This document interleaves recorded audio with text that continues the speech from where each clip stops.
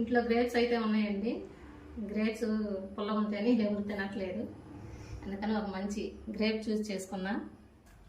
కొంచెం సాల్ట్ వేసుకుందామండి. పట్టు పోసుకున్నాం.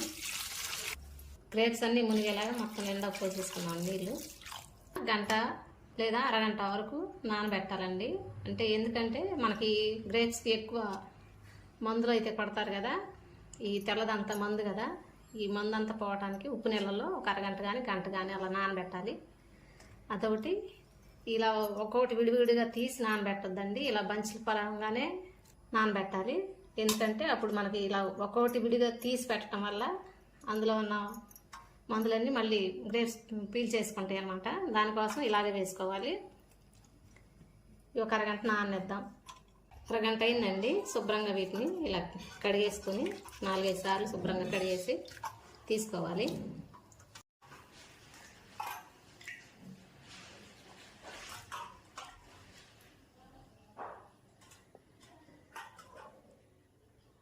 నాలుగైదు సార్లు కడిగిన తర్వాత మళ్ళీ ఇలా నీళ్ళల్లో వేసుకొని ఇలా పోసుకొని పక్కకు తీసుకోవాలి.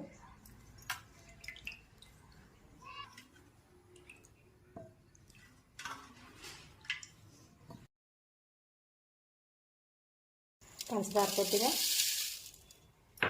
కొంచెం ఐస్ క్యూబ్స్, వాటర్ కొంచెం.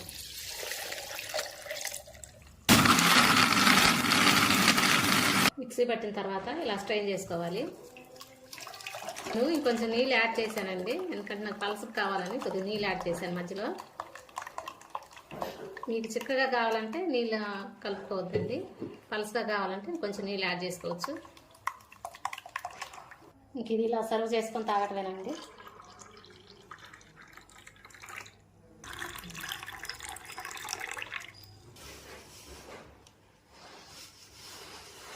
అంతేనండి, గ్రేప్ జ్యూస్ అయితే రెడీ అయిపోయింది. తాగే అయిపోయాక